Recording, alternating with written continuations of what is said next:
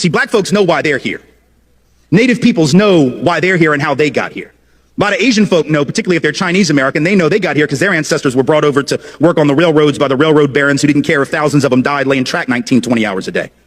But for those of us who are from Europe, we have this fiction that we've told, and we believe it, even though there's no truth to it. You know what the fiction is? It's two parts. Number one, we say things like, with regard to Mexicans coming over the border, with regard to immigrants coming over, but only that border. That's the only one we care about, right? The southern border. I find that interesting. We're not flipping out about Canada, right? We don't have any of the Minutemen or the anti-immigrant groups sitting off the coast of Nova Scotia with a gun and a scope trying to pick off the sneaky Canadians that are trying to sneak in here for our superior healthcare system, which after all would be a pretty stupid thing to do. But in any event, we only care about that one border, forgetting for a minute that that border was created at the end of a war that was started on false pretense by this country, after which we jacked half of their country. And you weren't taught that in school either, because our history books aren't interested in telling the truth. They tell this very patriotic history that has no relationship to the fact. So that border is artificial. Mexican folk who are coming here, documented or not, let's be clear, are coming home. Their families were here before our families were here in almost every instance. But we forget that, and then we say things like, well, I don't mind them coming. I just want them to come legally like my people did. The hell does that even mean? Come legally? There was no law to break when our people came. The fact that we didn't break a law that didn't even exist, you don't get cookies for that. You don't get like a pat on the back and a gold star because your great, great, great whatever was law abiding when there was no law that he could have violated, even if he wanted to. But we've told this lie that we came for these upstanding principles. So we'll say things like, well, you know, our people came for liberty and freedom, democracy. These people are just coming for stuff. They're just coming for jobs. They're just coming for healthcare. They're just coming for stuff. We came for high-minded principle, right? Because we believe that. What kind of third-grade version of American history is that, right? Like when Donald Trump says, well, Mexico's not sending their best. What the hell, you think Europe sent their best? Europe? No, our people were the losers of Europe. I'm not trying to be an asshole. I'm just telling you the truth. Like, our people were the losers of Europe. The winners didn't get on the boat. You understand what I'm saying? The winners didn't leave. Why the hell would you leave if you were winning? Only the losers left because they had no choice. They were dying. They were starving. They couldn't support their families. A lot of them were convicts who were sold into indentured servitude to work for rich European people. They were barely above the level of a slave themselves. The idea that we had these we didn't believe in liberty and freedom. And we know that because once we got to the colonies, we set up the opposite. I have spoken before, many times I have spoken about Tim Wise. He is a wise white individual. He is pro-black. So, Tim Wise is a prominent American anti-racist author and educator whose speeches focuses on deconstructing systemic racism, analyzing white privilege, and arguing white Americans to take responsibility for dismantling institutional anti-black sentiments. His work is designed to move beyond personal prejudice, focusing instead on how historical and structural disadvantages perpetuate racial inequality. You know, Tim Wise is someone who recognizes and he speaks things that his race, people whom he calls his race, white people in America, are afraid of speaking. He speaks it and he motivates the black people, you know. I want us to listen to Tim Wise. I shall get back with a deeper critical analysis. Let's dive in.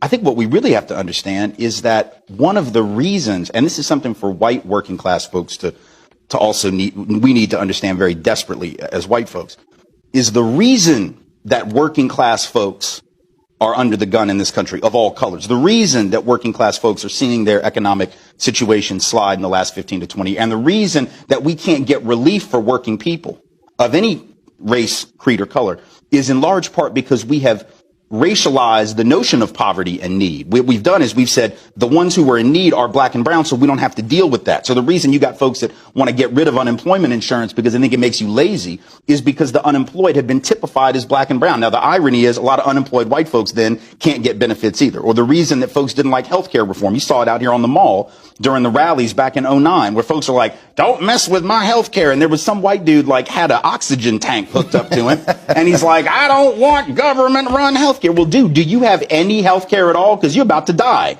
Like, you know, somebody put a mic in his face. They were like, you have insurance? No. Well, do you need some? Yeah, but I don't want the government. Well, you better if Martians offer you health insurance, you better take it. But what he had done and what white America has done is we have racialized need and want to such an extent that you can get hundreds of thousands of white folks to vote against their interests, to go out and have a rally against healthcare reform because they are convinced that the black man is going to give it all to black people. Or to brown folks, or to quote unquote illegal immigrants, is a term we should only put in quotes if say it at all, undocumented peoples. That, to me, the reason we have a class problem is because we have a race problem. And if we don't deal with our race problem, working class and poor folks of all colors will continue to get crapped on in this country. That's what we have to be prepared to challenge. Because if you know the history of the whole concept of whiteness, if you know the history of the whole concept of the white race, where it came from and for what reason, you know that it was a trick and it's worked brilliantly. See, prior to the mid to late 1600s in the colonies of what would become the United States, there was no such thing as the white race. Those of us of European descent did not refer to ourselves by that term really ever before then. In fact, in the old countries of Europe, we had spent most of our time killing each other. We didn't love each other. We weren't one big happy family. The side of my family that comes from Scotland, hell, they didn't even worry about fighting people outside of Scotland. Highlanders and lowlanders just fought the hell out of each other. So there was no white race, but in the colonies of what would become the United States, what did we see in the 1660s, 1670s? We began to see that Africans of indentured servant status, many of them not enslaved yet, they were not necessarily permanently enslaved. Some were, others were indentured, like many poor Europeans, for periods of 7 to 11 years. They could work off their indenture, and then they would be free labor, technically. Realized, as did the white indentured servants, the Europeans who hadn't even been called white yet, that they had a lot of things in common, like the fact that they were all getting their clock cleaned by the elite. And so they would get together more than our history books taught us, to foment rebellion against the elite, to try to get a better deal for themselves on the basis of economic necessity and economic justice. And what did the elite do? When you see that you're outnumbered by black and white folks who are penniless, landless, peasants, you have to do one of two things. You either have to kill them all, but you can't do that because who's going to work? Rich folks weren't going to. They had to get poor people to work. The whole point was to be a person of leisure back in those days. That was the goal, was not to work. So you couldn't kill them all. You didn't want to kill them all. You had to do the work yourself. You had to build your own levee, build your own house. No. Pick your own tobacco, harvest your own cotton. No, we're not going to do any of that. So you can't kill them, but you can co-opt them. And so the elite in Virginia, for example, in the colony, begins to give certain carrots to people of European descent, saying things like, you know, we're going to let you own a little land. Not much, but just a little. And we're going to get rid of indentured servitude. Now you're free labor. And by the way, once you're free labor, you get 50 acres of land. Just because you're free labor, see? So we're going to cut you in on this deal. We're going to let you enter into contracts. We're going to let you testify in court. And here's the best of all. We're going to put you on the slave patrol to keep those people in line, right? The idea was you're still going to get your clock cleaned. We still don't like you. We still aren't going to really empower you or change your economic subordination, but we're going to make you honorary members of this team, and you're going to help us keep those other people down. And so they got a little taste of power, and it did effectively divide and conquer those coalitions. Those rebellions began to stop almost instantly.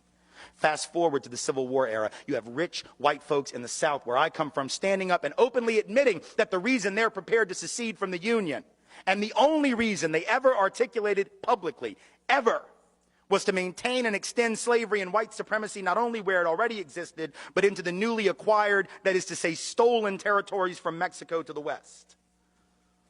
That was what they said. Now we lie about it. We say it wasn't about slavery, that it was about states' rights. Yes, the right of the states to keep and maintain slaves, exactly. But back then they had no shame, so they didn't try and cover it up. They openly said it, but once again, the rich didn't want to go do the work. Are you kidding? No. They're going to get poor people to go fight for them. And the poor folks didn't even own slaves. Now think, how do you get poor people who don't even own the shirt on their back, let alone slaves, to go fight to keep your slaves for you? You've got to convince them that their skin is more important than their economic interest. Because think about it, if I am a farmer who has to charge you $1 a day or $2 a week to work on your farm and harvest that tobacco or pick that cotton, but you can get a black person to do it for free because you own them, who's going to get the job? not me. In other words, slavery actually undermined the wages and the wage base, the economic floor of the typical white working class or low income person. But they were told, if these people are freed, they're going to take your job. No, fool, they got your job. That's the point. And so at some level, again, working class white people being harmed by white privilege, relatively being advantaged, right? Being given a leg up, being given a membership to the club, but in absolute terms being kept economically subordinated by the very thing that gave them a sense of superiority. How's that for irony? Then in the present era, this hasn't stopped. This is not ancient history. Now we have people running around insisting that we should close the border with Mexico because if we don't, the wages of working class people will continue to fall. The implication being that the only reason workers are paid like crap in this country is because the border is open. But if you believe that, you would actually have to believe that if that border were closed, that all these owners of capital and industry would just say, oh, well, you figured us out. Here, it's a raise. Do we really believe that the only thing keeping bosses from paying people more is the presence of low-wage, medium, semi-skilled labor from south of this artificial border? Is that really what we believe? We know that if that border is closed, it isn't going to be closed to capital. It isn't going to be closed to goods. If you have a border that can be crossed by capital looking for the highest return on investment or goods looking for the highest price, but labor is chained to its country of origin, how is that going to work to the benefit of working people? By definition, it doesn't. By definition, it immiserates the working class. Divide and conquer. But the best example of all, perhaps, in the contemporary era, in the greater New Orleans area after Katrina. Here you have two communities that were the most hard hit. The lower Ninth Ward, mostly black community, 94% African American, about 40% official poverty rate, heavy working class community. And right across the canal, St. Bernard Parish, Chalmette, 95% white, also working class, high levels of poverty, economically very similar. And at the end of the day, in those first few days of September 2005, more similar than they probably would have realized. Because when those levees broke, they all got their stuff jacked. They all got their stuff destroyed. But if you had asked white folks in Chalmette, and I've done it, who was the cause of the problems in the greater New Orleans area prior to that flooding, they would have pointed across that canal at those black folks, wouldn't have called them black folks, and would have said, there, that's the problem. 70% of the white folks in St. Bernard Parish voted for David Duke, white supremacist, neo-Nazi, former head of the largest Ku Klux Klan group in the United States when he ran for governor in 1991. 7 out of 10 gladly voted for him because he was blaming black folks for all of their problems, and they bought it. What's the irony?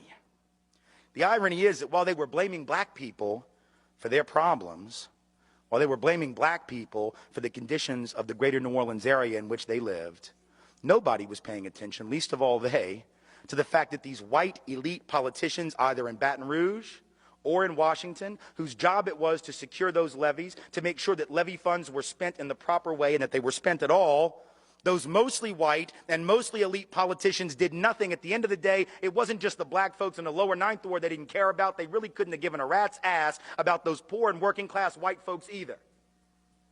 And yet, when the people of Chalmette, people of St. Bernard Parish got back into session, first time they had a city council meeting, parish council meeting after the flooding, the lights aren't even on yet. The water isn't even hooked up. And the first order of business was to pass an ordinance saying that you couldn't rent property in St. Bernard Parish to anyone who wasn't a blood relative. Now, I'll leave it to your imagination as to why you'd want to pass a law. That law had never existed before. But now that it's been emptied out and you don't know who might come back, that's a damn good way to keep black people out, isn't it? Because if you're 95% white to begin with, if you pass an ordinance that says that, that's a great, you can't say no blacks need apply. You can't say no blacks allowed, but that was an ingenious way to get around the law. Now, they got caught. There was a lawsuit threatened and they got rid of the ordinance. But my point in bringing it up is to say, once again, divide and conquer is working. These white folks in Chalmette need to march across that canal and join hands with the black folks who've been sitting there more than willing to work with them for an awful long time and march on Baton Rouge and march on D.C. and march on the Corps of Engineers and recognize their commonality of interest. But the whiteness and the lure of whiteness has tricked these have nothing in their bank account white people into believing that they got more in common with the rich white folks on St. Charles Avenue that didn't lose anything in that flooding than they have in common with the black working class folks who live about 500 yards away. What if I told you that racism wasn't originally weaved into the American fabric? It's hard to believe that the racial divide that persists today wasn't always ubiquitous. In fact, it was the colonial elites who were responsible for crafting and stoking this division when they arrived in the, quote, New World. Rich white people have been pitting their poor against people of color ever since. It seems we've made progress since the early days of the settlers, but from where I'm sitting, I can't say that it's nearly enough. So just how much headway has our society made on the race front?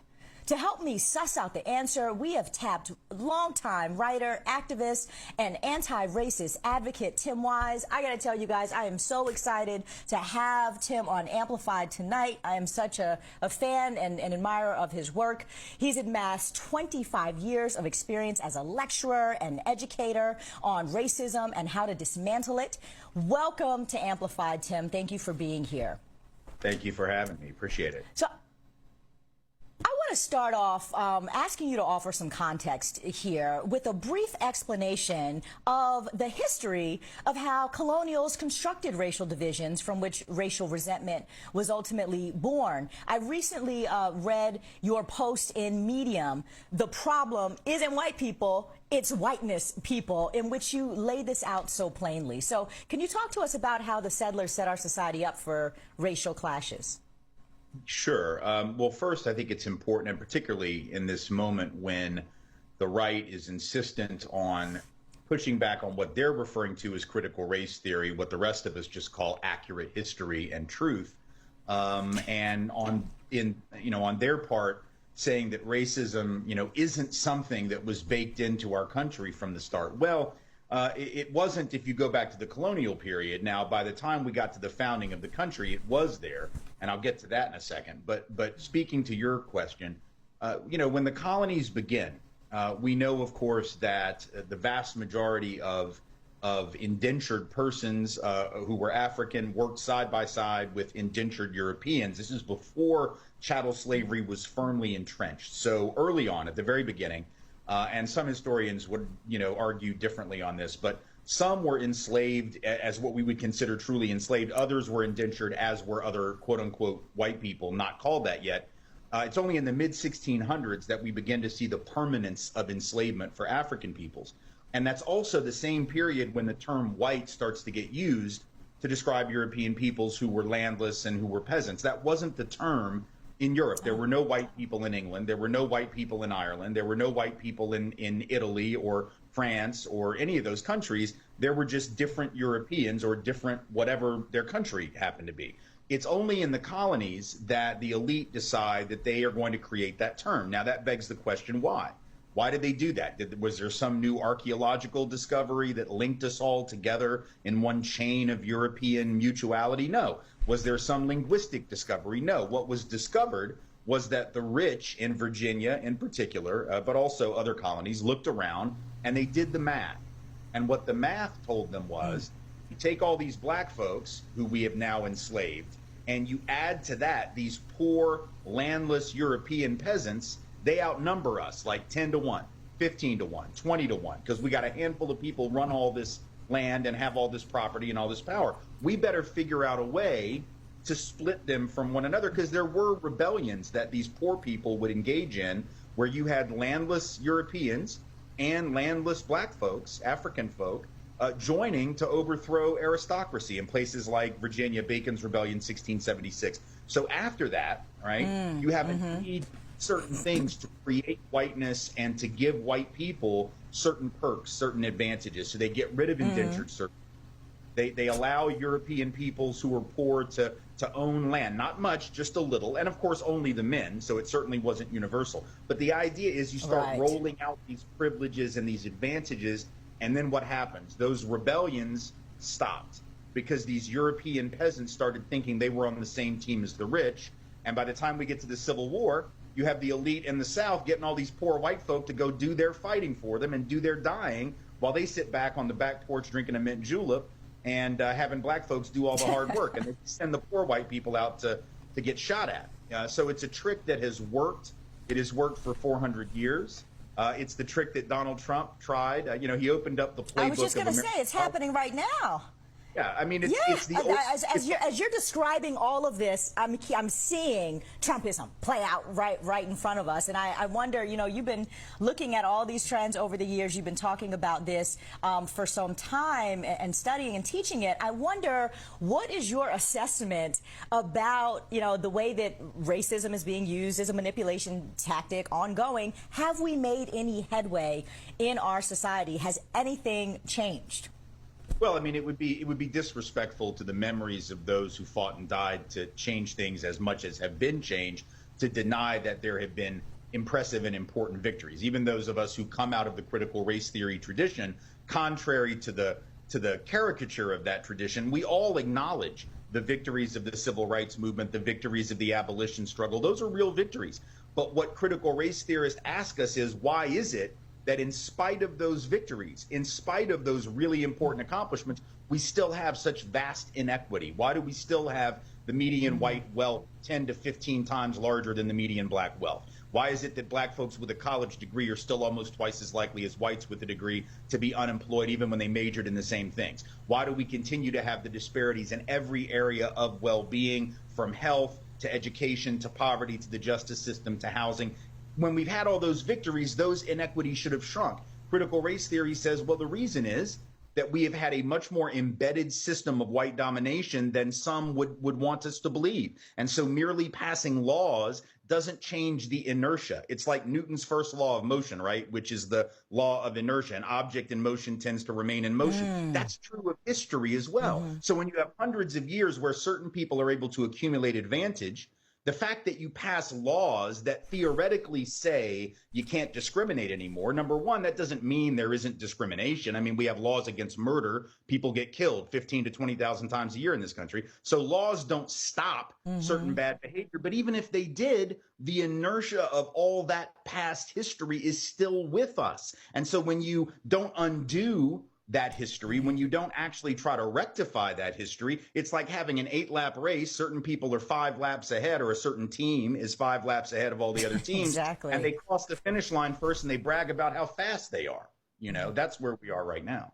Tim, I have 1 minute left, but before we go, in your latest book, you write, quote, "To accept racism is quintessentially American, and to rebel against it is human.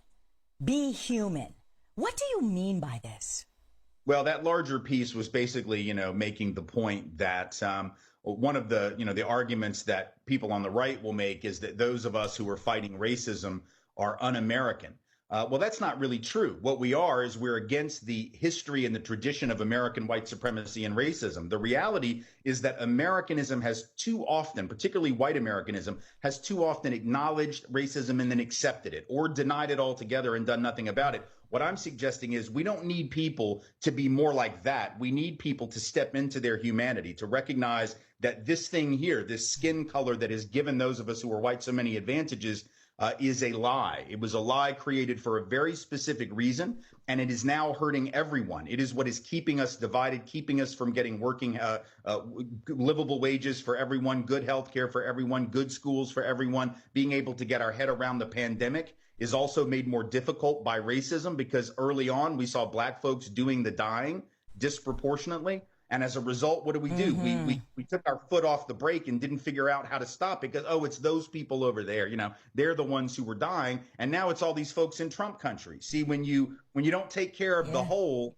everybody suffers. And so we need to be human principally. And that means those of us who are white have to rebel against the perks of whiteness, because they come with a cost. And we're seeing that cost right now.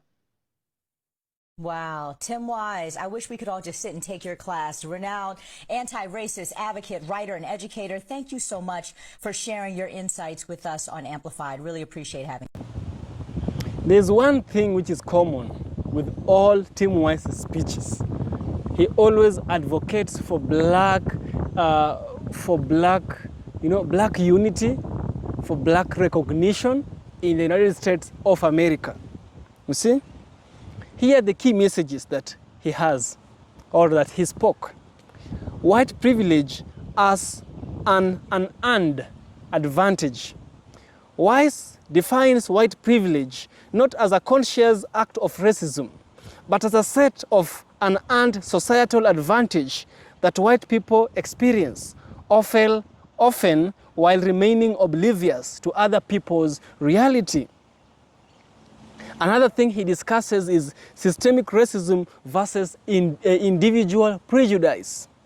He argues that racism is embedded in institutions, education, law enforcement, housing, rather than just being a matter of individual hatred.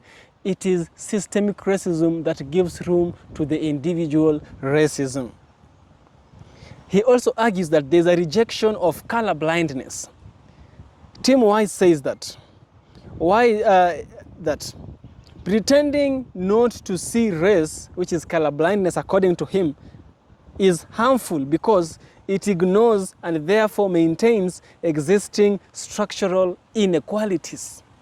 You know? We also have white responsibility and accountability. He speaks about this. Tim Wise argues white individuals to take responsibility for the legacy of racism in the USA, arguing that even if current generations did not create the system, they benefit from it and have a duty to change it, you know. Another one is they are challenging the post-racial myth. Tim Wise dismantles the idea that America has moved beyond race, particularly highlighting that racial disparities still exist, sometimes even increasing, you know. He also talks about the role of educators as liberators. Tim Wise encourages educators to see their positions to teach critical thinking, empower, and Tim Wise teaches this. He advises that educators should use their positions to teach critical thinking, right? To empower marginalized students and challenge the hyper-individualized approach to education by emphasizing communal uplift, or rather black communal uplift, you know? So what's the relevance of teaching anti-blackness? What's the relevance of teaching anti-blackness sentiments? You know, you see, teaching against anti-blackness. Tim Wise's speech are highly relevant to anti-racist education in the USA because they offer a framework for white Americans to engage with issues of race without defensiveness. You see, the first one is illuminating hidden inequality by highlighting data on racial disparities in wealth, housing, and incarceration. He provides a factual basis to combat the denial of systemic anti-black sentiment. You see, he also talks about dismantling white fragility. His works helps white audience move past defensiveness, which is white fragility, when confronting privilege and systemic racism. He also talks about reframing allyship. Tim Wise advocates for white people to listen and follow the lead of people of color who experience racism directly, urging them to use their privilege to challenge racist systems. Media analysis. Wise points out how media overrepresents black individuals as criminals and white individuals as victims, fostering anti-black stereotypes that contribute to a culture of inequality. Another one is focus on historical context. Tim Wise connects current racial tension to historical structural advantages, such as redlining and unequal access to the American dream, making it easier for audience to understand that anti-blackness is structural, not just individual. You see, Tim Wise's approach aims to turn awareness of white privilege into white responsibility, you know, making it a crucial component in educating the broader American community on the necessity of dismantling anti-black racism. Yes, that's my thought. I'd really love to hear what you think about this video. It's very, very important. See you in the next one and stay positive.